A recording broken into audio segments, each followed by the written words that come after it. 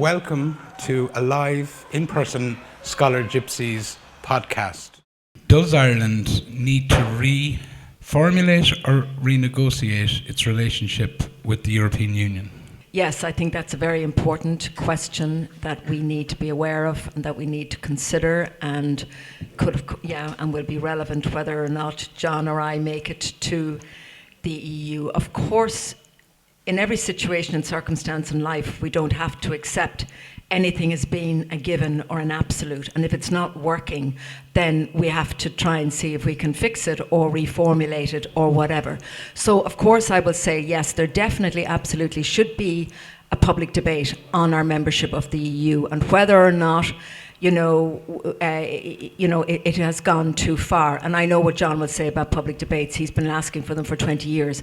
And this government won't give us one. I'm certain of that, because they're so committed to the EU, and there are so many people benefiting here from the EU. There's so many NGOs benefiting from the EU. But what has happened, and I think many people don't realise it, because I think most people would like to have that sort of general, maybe loose type of an arrangement with other member states, and there are certainly, of course, many benefits. But what is of concern and what is happening now, and what I think people are beginning to realise, is that the EU is turning into a kind of a supranational behemoth, which is effectively swallowing up all the nation states, absorbing their culture, absorbing their people, being instrumental in moving migrants around the EU, all designed, I believe, to dilute the culture of the individual member states. And this is particularly relevant to Ireland, and I feel very strongly about this, as I'm sure do many people in the room,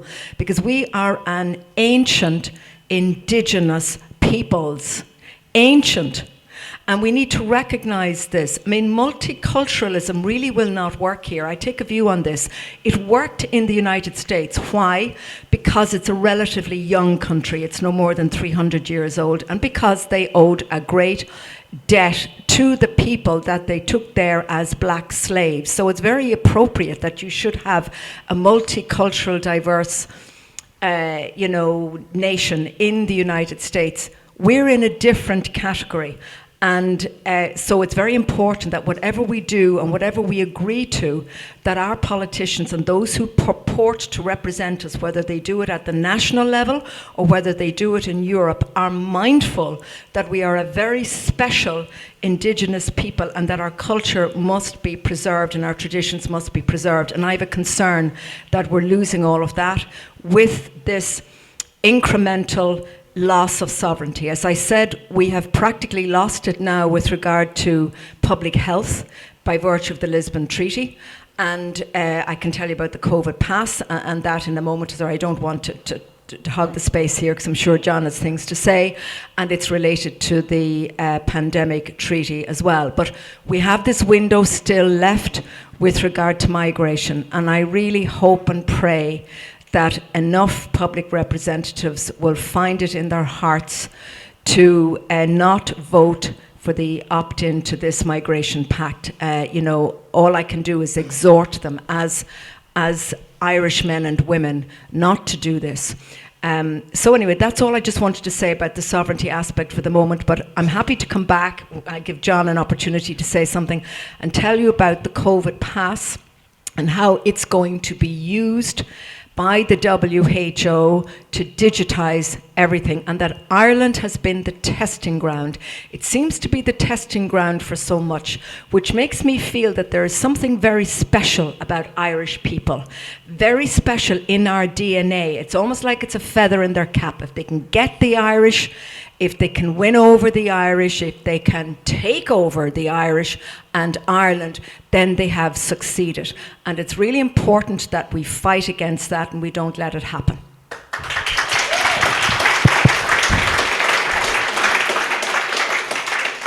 Yeah, the European community that my father was opposed to 50 years ago was a market, essentially. It's a common market. Now it's a totalitarian state. I mean, things like the Digital Services Act, which actually reach into your house and actually turn off your thoughts. That's what their objective is. It's clear. This mission creep has got to be stopped.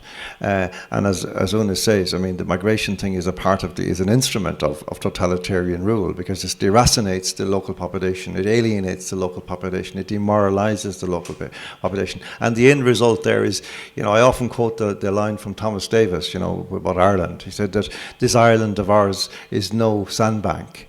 It's an ancient land, honoured into antiquity by its valour, its piety and its suffering.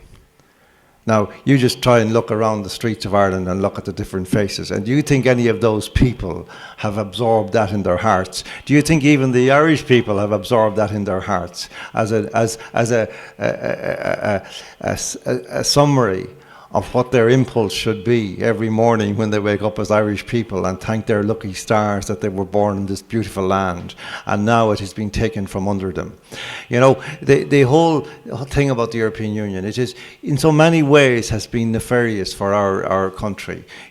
Particularly, I think, in the very context we talk about here, about the quality of our leaderships, because osmotically over the years what has happened is that the kind of people that would have ordinarily gone into power, into office, into politics in a country which had sovereignty, which had its own lights at the top of the stairs, as it were, in terms of its forward march, that once that stopped and the power was devolved upwards, you got a lower and lower quality of individual going into political life, and particularly through the political parties, which became businesses and became huge, almost corporations in Irish life, running themselves as money-making operations and so on. So we have so many things that we have really got to start thinking about in terms of our relationship with the European Union, because it is becoming toxic and dangerous to our very existence in the world. And frankly, I think that we need to put on the table the very idea of our exit. I think we need to actually at least have that concept, that possibility, the entitlement, the freedom to say, enough, we're gone. Because there's so many things that people get terrified when they talk. And at a meeting last night, this thing arose about the WHO pandemic treaty, for example. And will we be bound by this if our criminal leaders sign us into that? Well, I say to that all depends on whether they win or lose, and whether we win or lose. Because if we win, there will come a Monday morning when a decent Irish person will be sitting in the Taoiseach's chair. And he will have close to hand, I think, perhaps a copy of the WHO pandemic treaty, or indeed the migration treaty, or any other treaty that these criminals have entered us into. And nearby also on his desk will be, I hope, a fountain pen. And he will go...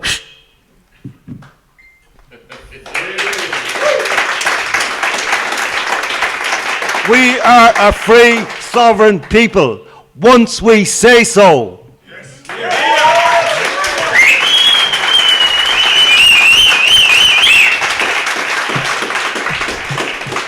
I think there's some agreement in the audience with that. Get off the fence. Get off the fence there. Well, I suppose I try to be hopeful about the future as much as it's the problems we discuss here, and I keep going back to that referendum result and hoping that it's some sort of almost pulse signal from the people to say, I'm here, I'm Irish.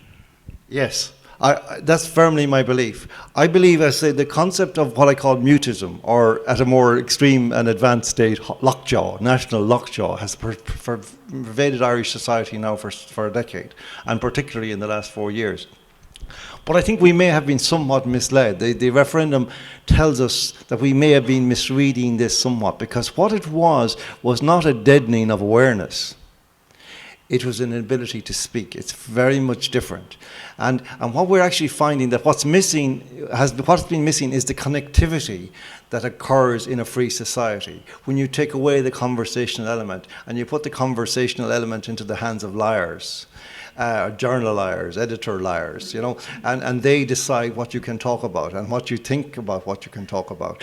And so what this has meant is that connectivity was restored, that in that corner of the polling booth, that freedom to speak This became this sanctified place, this corner, where you could go into the corner with your pencil and your pick and you could make your X. That was a great surge of freedom in that corner. And people then, when they came out, thought, well, that wasn't too bad. And they started to speak to each other. That's what I'm talking about, that they're now beginning to speak to each other, and tentatively at first. That was a great result of that whole referendum, wasn't it? What do you think yourself? You know, just tip a toe in the water, and the next thing they're off. And that's where we're going. That's democracy. Democracy isn't these bastards up in Leinster House. That's democracy. The people talking to each other about their country that they own. Una, I just want to ask you a slightly separate question on the same kind of theme. Is you recently been out in Estonia addressing the Estonian Parliament, I believe. I suppose in Ireland we're like the petri dish of experimentation with all these global ideas. Are there rooms and people like this in places like that? Is this a European-wide angst and anger towards what the European Union and this authoritarian kind of state that John speaks of, do they recognise it in other countries? Yes, I think they do, because not only did I address, or myself and two others address a group of parliamentarians in the Estonian Parliament, but I spoke about the EU, the connection between the EU and the WHO, and that in fact, what I discovered as a result of my research is that the EU is the progenitor of the WHO treaty. It all started with a meeting of EU Council leaders in January of 2021 when they decided that this would happen. So everything that affects us is happening at the EU level, which is why I'm running, because I'm so concerned about it. I'm not saying that I can stop the tsunami, but at least if I know there's one coming, I can tell people to get to higher ground, and if there's enough people like me out there and John and others who are running as independents or for smaller parties, we might actually make a difference. But back to your question. Yes, they were very concerned about what I said about the EU, obviously, because I spoke specifically about that, and that was relative to them because they are members of the EU like us. I then did, an interview, and then we had a conference in the afternoon, and it was people, just wonderful people just like you, who were there. And apart from the fact that they spoke Estonian, and some of them may even have spoken Russian, I could have been in Ireland. And I said it to them at the end of my address. I said, you need to know and understand that you're not alone. There's people like you in Ireland. There's people like you in every single country in the world, but particularly within the EU, who are awake, who know what's happening, who have concerned about the totalitarian overreach of their governments over the last 4 years. And they have the same ideas as us. And I was absolutely amazed. I said, I literally could have been in Ireland. It was wonderful. And I told them that. And I said, do not feel that you are alone. You're not. Your Irish brothers and sisters are with you. And I want to say that to all of you here and anybody listening. There are people just like you in Estonia. Just like you. And they have the same views as you do. So this awakening is universal, it's real, and it's happening.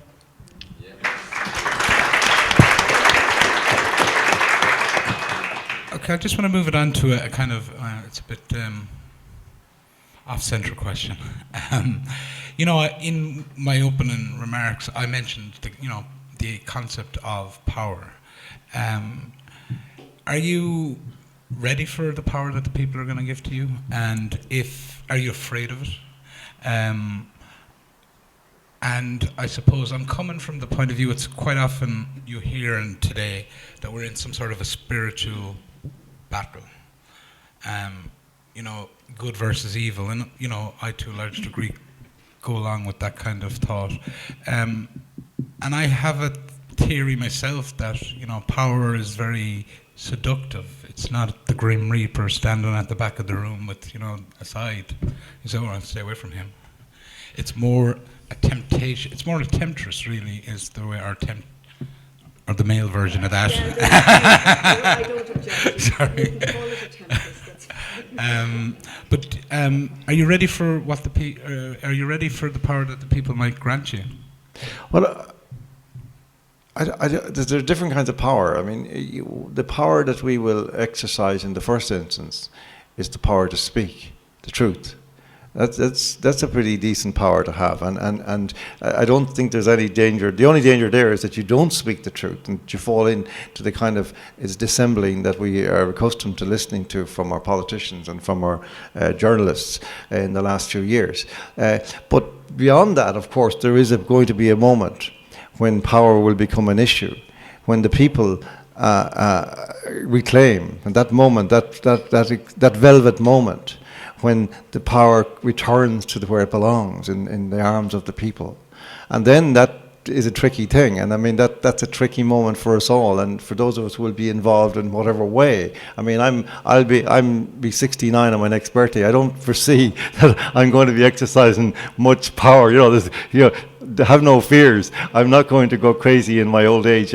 But the point is that power needs to be guided by what you also said, this idea of good and evil.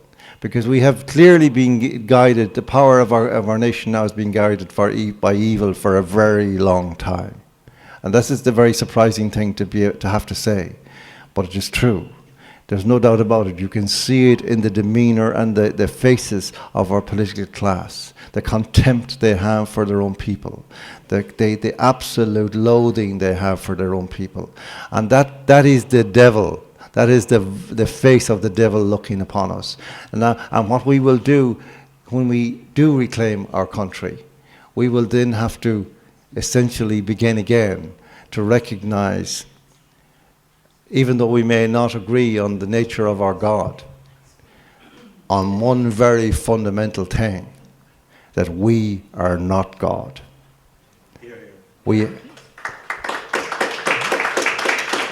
Because this is where the evil creeps in. When man, as C.S. Lewis said, when man abolishes God, he thinks, well, I'll become God. But he says that never happens. What happens is that a few men become gods, and they put their boot on the faces of the rest.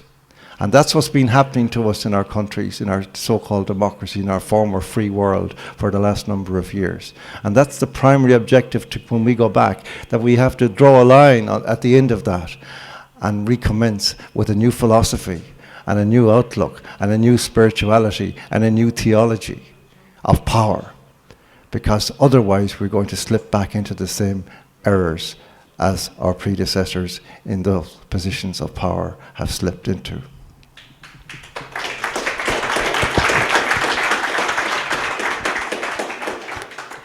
I think the great advantage of getting to the stage in life that John and I are at is that issues like fame and fortune mean absolutely nothing. I mean, the closer you get to the point where you're going to meet your creator and you have to account for yourself, and he or she says to me, Anduna, what did you do?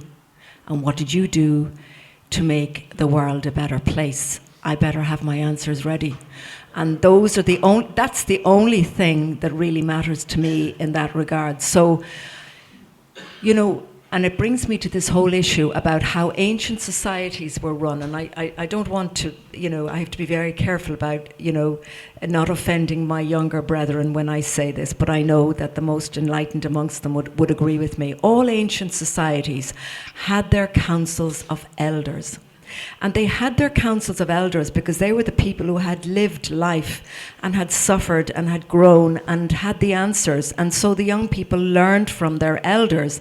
And it's a natural progression because the elders, obviously except in certain circumstances, generally are the wisdom keepers. And every society needs to have its council of elders. And what we have now in Ireland is a government run by children.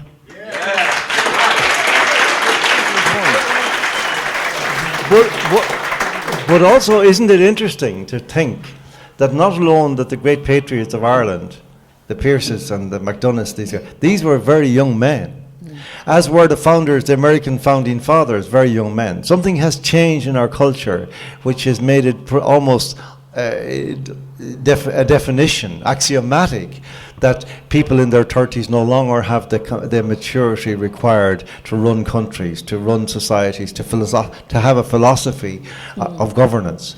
And that's the thing. I mean, there is something that's happened in our culture where that very idea of the infantilization of populations has affected the thought processes of our society, so that even the electorates become less and less mature in their judging of what's put before them by their politicians. And that's something we need to reverse. That's something that's happened, I would say, in the last 50 years in particular, and various writers have written about it, in the last, Robert Bly, for example, the idea of the sibling society, where you have this, gangs of envious siblings pummeling the chests of their fathers and calling them fascists, is what he predicted 25 years ago. Well, that's where we are now, where that idea that Mark Twain used to express, about his father having, when he was 14, he thought his father was an idiot, and then when he got to be 21, he was amazed by how much his father had learned in 7 years. And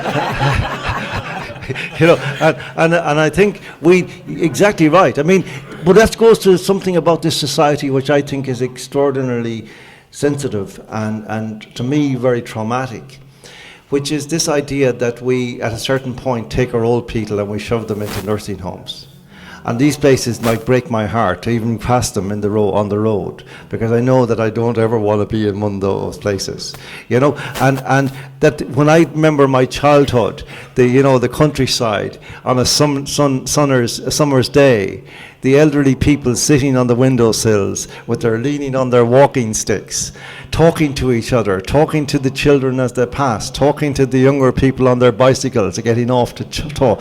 That's gone from our countryside. It's gone from our country, and that's possibly one of the factors that's causing this evolution of this sibling society, where everything is about what happens on Twitter and what happens on TV and what happens in a very narrow kind of understanding of culture, as opposed to that vertical line of culture which goes back into history, back into that description of Thomas Davis, this ancient land honoured into antiquity by its valour, its piety and its suffering.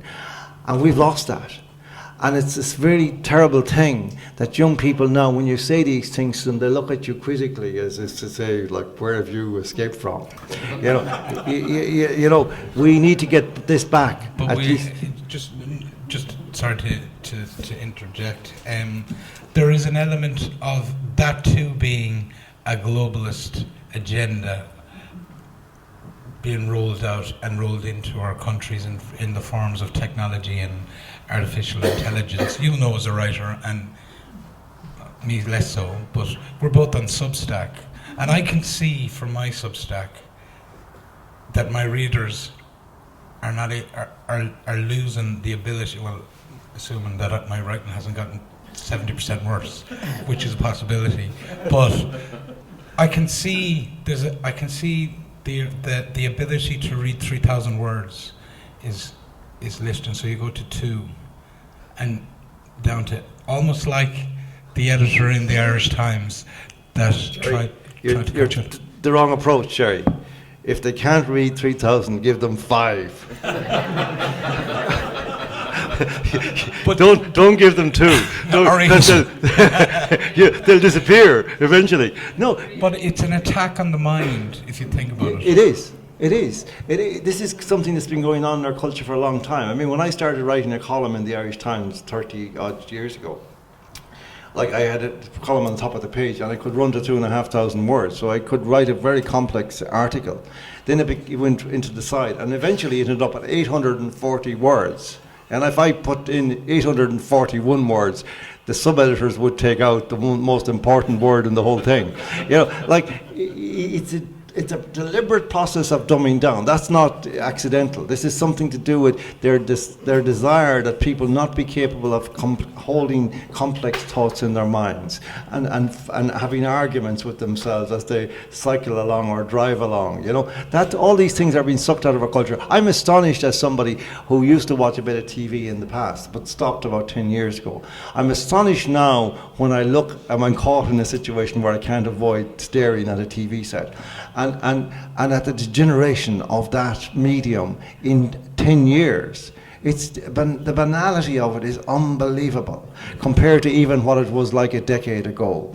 Because I knew it was pretty bad then, but my God, it's awful now. And this is not accidental. It's not accidental. And we are responsible, you see. This is the thing that people need to now understand. We're not the passive victims of all this. We are at the moment. But when we reclaim our country, we need to start on that Monday morning saying, okay, what are we going to do about our national broadcaster? Is it any longer fit for purpose? And if not, then we need to close it down. And that's my position, close it down. Do you have any thoughts on that, Una? Well, it's clear that the national broadcaster is not broadcasting the truth. I mean, and it's events like this and people like you, Jerry, who are interviewing myself and John and giving us the opportunity and the platform to say what we need to say, and that's really so important. It will be very interesting to see if the national broadcaster gives either myself or John the opportunity that you've given us here today. It will be very interesting to see this. But you know, we now have what I call the digital warriors, and they're absolutely amazing and wonderful, and they're out there and they're watching this and they will be watching it. And I just want to say a great big thank you to every one of you, because we wouldn't stand a chance if it wasn't for them, it wasn't for you guys, you wonderful digital warriors, and people like you, Jerry. We can't rely, thank you. Like John, I don't watch the media either, because it's just a propaganda arm of the government and they don't tell the truth, and I've experienced this and witnessed it myself, and so it's going to become increasingly irrelevant, and I feel eventually a time will come when it probably will self-implode. Yeah. Okay, we're veering towards a place I wanted to go with our last question, and it is this. You mentioned digital warriors there. How can people in this audience help you with your campaign going forward over the next 4 weeks, in whatever way that they you might like them to help, and address it to both of you. Maybe John, do you want to start? Well, it's hard to say, really. I mean, I can give a very kind of banal and obvious kind, or in particularized suggestion. I mean, there's a very interesting development whereby now you can, if people want to distribute leaflets, you can contact my agent, and he will send you a PDF of our leaflet, and you can photocopy it as many times you want and give it out to your friends and neighbours without any huge expense. So you don't have to travel and collect leaflets. You can just get them, and so that's very simple and very interesting. I think that what's interesting about this election, and it relates to what we've just been saying, this election is very different, because I think it's the first election in history in Ireland whereby there is a possibility that candidates might be able to get elected without any recourse to the mainstream media. It's a very interesting experiment to be engaged in, to see if that is true.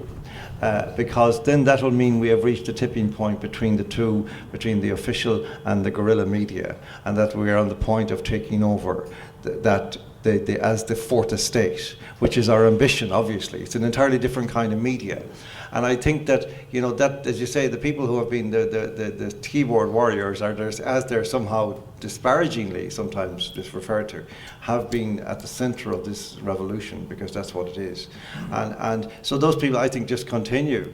I think just to connectivity, to tell one other person, give one other leaflet. Even that in a day is each person doing that has an enormous effect. I mean, because at the moment I have no idea where we are. I have no idea where I am in terms of that kind of desert between losing your deposit and obtaining a quota. Reaching the quota. I don't know where I might be, or what I would hope to be in the first count, say, but it's connectivity. That's where everything is going to, what it comes down to, and that's what we've been missing. That's what they worked on, you see. That's what essentially the whole COVID project was about. Stop us connecting. isolate us, keep us kept separate, make us suspicious of each other, make us attack each other from a distance, of course, from the middle of the road, for example, as you passed. So I think the antidote to that is to connect with as many people in the next 3 weeks or whatever it is as you possibly can, and tell them to vote for Una or vote for John or vote for whoever it might be that you think is the person you would like to see as your voice. It's not about going in to dare to kind of move levers about the place or change the world. It's there to be the voice of your own people, that speaking from the very heart of the Irish people, the pain they have suffered in recent times, and on top of all the pain through history, the insults they have incurred from people coming here and being pushed upon them from abroad, who have no respect for Ireland, who have no knowledge of Ireland, who have no sense of the pain of our history, who insult us, who spit in our faces, literally. I say now is our time to answer them back and have with the voices of those who will go. Instead of the useless idiots that we've been sending out to Brussels and Strasbourg for the last 50 years, let's send out some people who actually feel the experience of Irish people through history and of Irish people now. As Pádraig Pearse talked, the Irish nation said that the nation of Ireland is not just the living people now, it is the dead, the living and the unborn.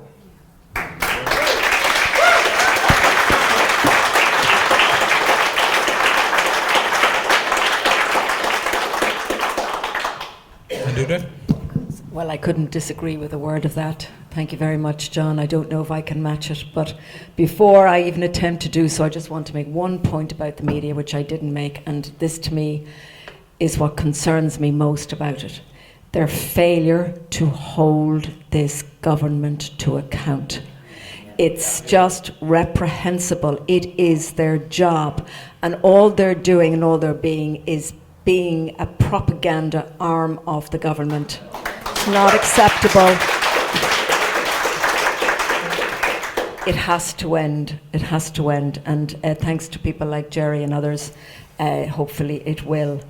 As to what people can do, well, of course, the support is wonderful. I'm delighted to tell you that I have at last, as somebody who's got involved in the campaign very late in the day, simply because, as some of you will know, I've been busy doing videos and research and videos and research, and it takes a lot of time and energy and effort. And then I was in Estonia, and I had to do a lot of research for that regarding the pandemic treaty and the EU, etc. And I know we didn't get a chance to talk about it today, but the knowledge is there, and hopefully will be useful when I get to Brussels.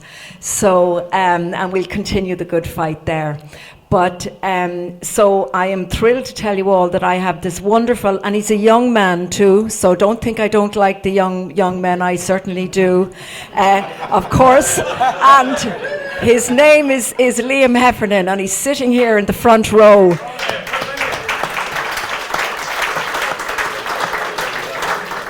And I can tell you he is a very brave man to be taking me on. Now, and he's agreed to do it. So if anybody needs to contact me for anything, please contact Liam, because I know he will do his very best to connect with you. And already people have come up to us today and said that they will support us in various counties. I'm in a different constituency to John, obviously. I'm in Ireland South.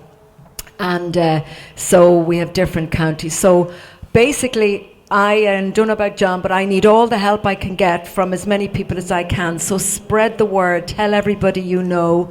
I thank John for giving us that idea about the leaflet, sending it in PDF form, and then getting people to maybe print it out in their local areas. That would be so wonderful to do that, and would certainly save a lot of money. And if people could do that everywhere, just to spread the word, because I'm probably not that well known, because I haven't been on the mainstream media. So people who still watch RTE News and mainstream media might not know of me, and I'm sure you realise that. So I can't get to everywhere in the next 3.5 weeks. I will go to as many places as I can. So if anybody wants to organise a meeting, a town hall meeting anywhere for me to explain my my policies, I'll be very happy to do so, and just contact Liam and we'll organise it if we can. But in the meantime, just spread the word, put out the leaflets everywhere you can, and I don't think there's much else. Liam, is there anything else you'd like to say? Use your money. Yeah, well, thank you. Yeah, I mean, now that you've said it, yes, we could do with a few bob. For sure, and I know it's not easy to ask people, because I know people are struggling. Everyone's struggling now with the cost of living, and we do understand that. But just to give you an idea, actually, in terms of the cost, and I'm sure you're aware of this, John, as well. Apparently, if you want to just send out a leaflet to every household for the election, a Litterham Howacon it's called, I think it will cost €10,000 just to do that one thing. That costs €10,000. So that will give you an example of what we're up against. So whatever you can do, and if you have any wealthy friends, just give them a little tap on the shoulder and tell them if they want to do something really good and beneficial for their country to remember John and myself, okay? Thank you so much.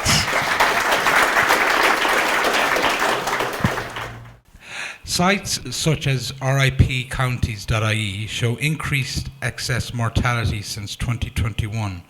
What will you do, or can you do, with this information? I think shout it as loudly as possible from the hilltops of Europe, because this is one of the most appalling things that's happened in our countries in a very long time, where at the very start of this so-called pandemic, we were told we would have to wait to know the meaning of it until the excess deaths came in. And then they came in, and the people who had been telling us back in the March and April of 2020 that they wanted to save every life suddenly lost all interest in people dying and people living, and decided that, well, even if it doesn't matter what age they were, even if there were 17-year-old boys or girls who dropped dead, they weren't interested anymore in saving lives and saving every life. Now, that, and it's interesting that they come up with all these reasons for explaining, but the one reason they didn't mention was what we absolutely know is the reason for this. And their silence on that reason, their avoidance of that reason, tells me that they know that that is the reason, and that's why they are avoiding it. Well, just to add on to that, is that one of the recent a lot of the data that people like Patrick E. Walsh and others have gathered on ripcounties.ie has come from rip.ie, which has just recently been acquired by the Irish Times. So that is, another thing we're going to have to fight as we go on. Oh yeah. You see, this is what's happening. This is what happens in a coup. That all of the instruments of knowledge become seized and become appropriated against the truth. And anything that the Irish Times is involved in is against the truth these days. It used to be Irish Times was a great newspaper once when I was there, not because of me. I other way around. I was there because it was a great newspaper. It's not now.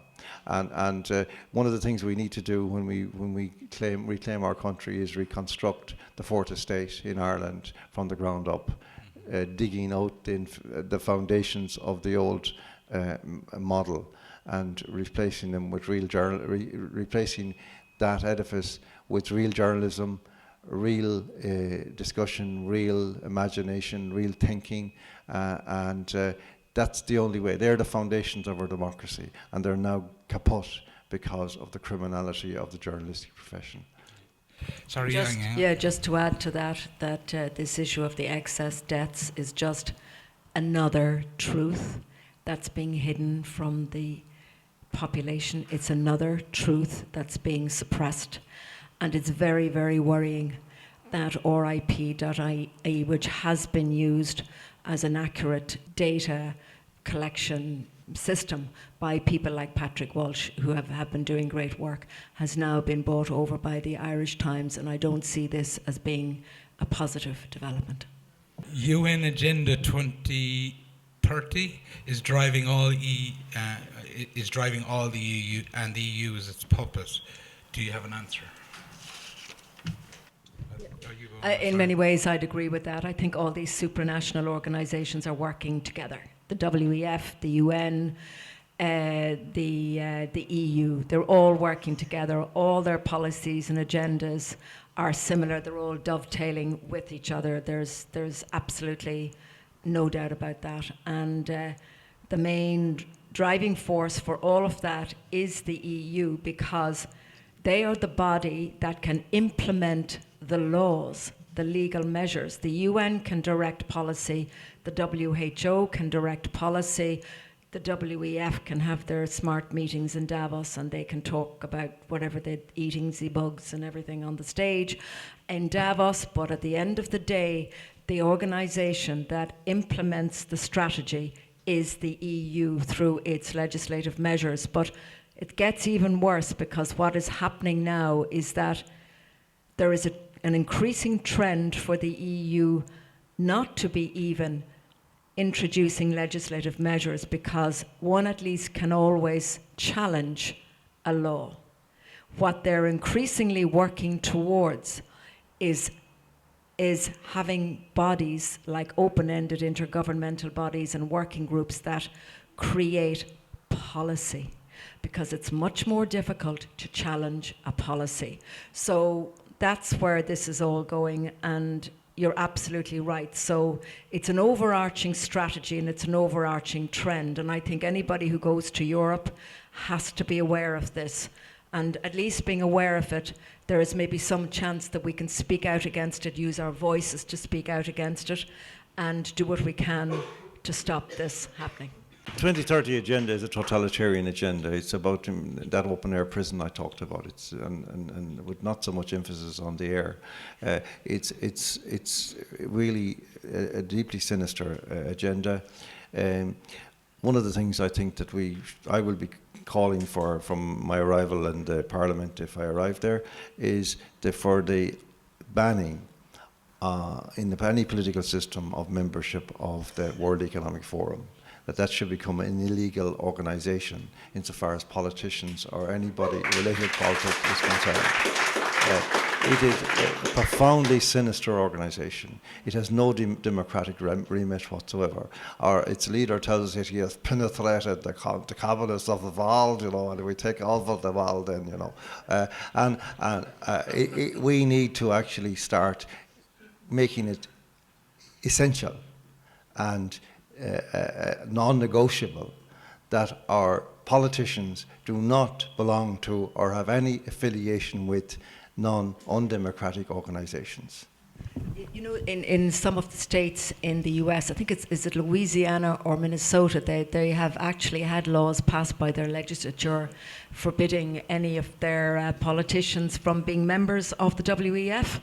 I think we should consider following suit here. Yes.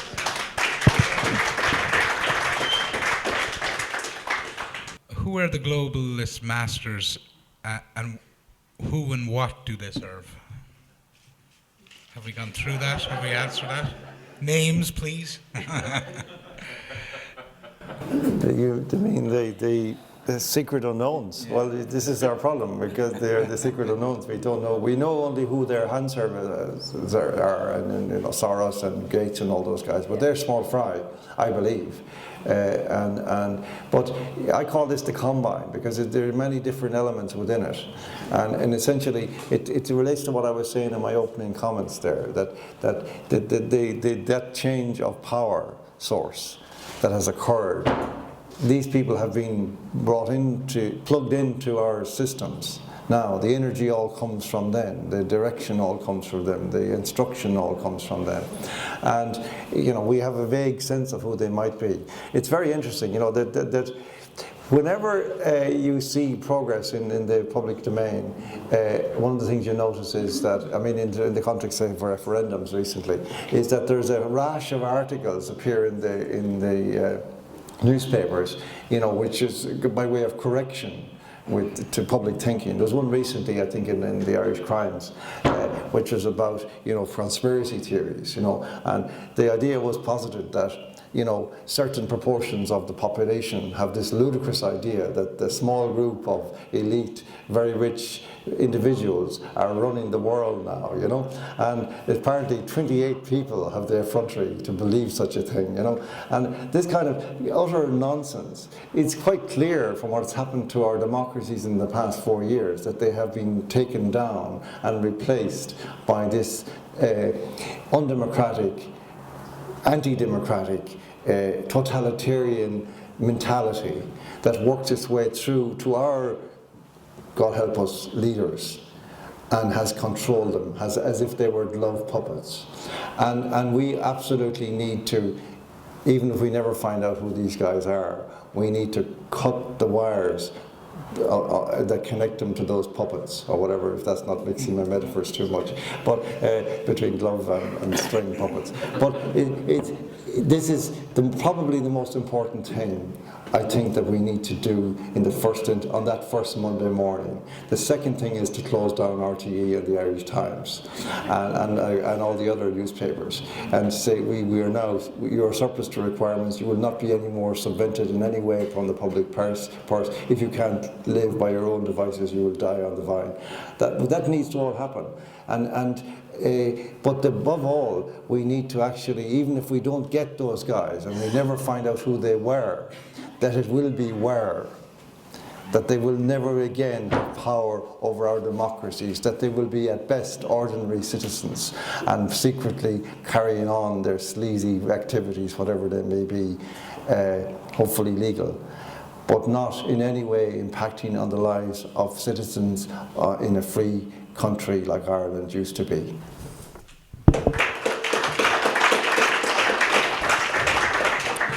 Okay, Una, John doesn't have any names and addresses. How about you? I'm afraid I can't help you there either, because of course the whole idea is that they're shadowy figures and they remain behind the scenes, and there are all sorts of theories out there, as you know. But ultimately what's happening is really, it's an anti-human agenda that we're all witnessing. And, there's speculation that those who promote it don't worship the same God that we do. I think many people are very well aware of that. They don't worship a God that's benevolent, that loves humanity, that is a God of love.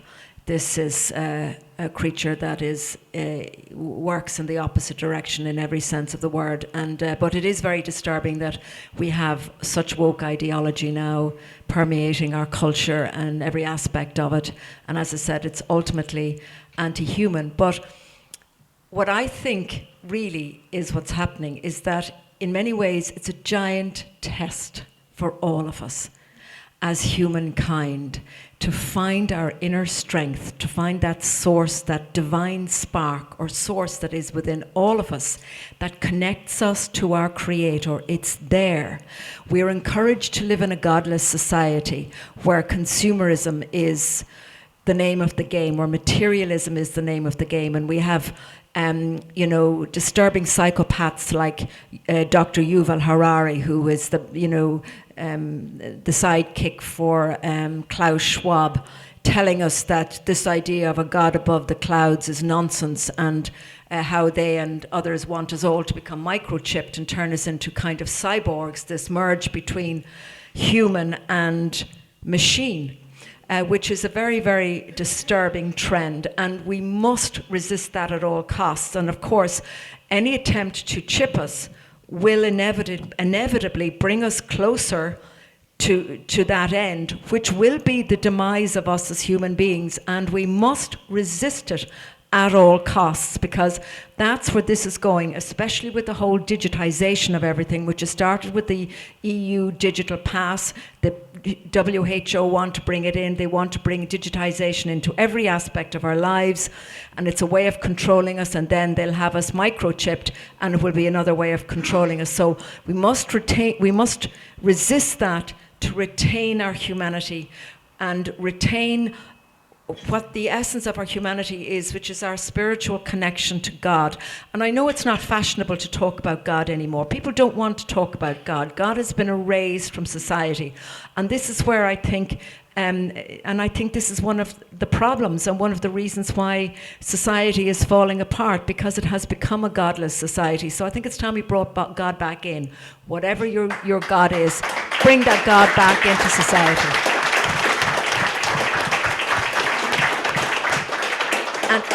And that way, I really feel that we will get through this. It's a giant test for all of us to discover our humanity, to discover our spirituality, to discover our connectedness to our source creator.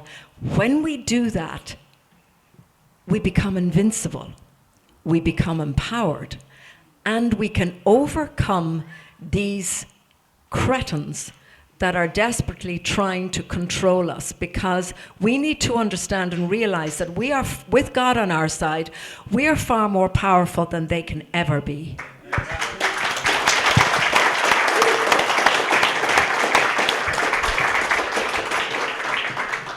Okay, everybody, we're at the end. We got there in the end. I just want to take the opportunity to thank both John and Una for coming to sorry, Una and John. Oh, we always knew we were interchangeable anyway, you know. So. For coming to Tuam today and to speak so expansively on the topics that we're all concerned about for a number of years, but to hear them talked about in depth, not in memes, not in 3-second clips. Can I ask everybody just to give a round of applause to John and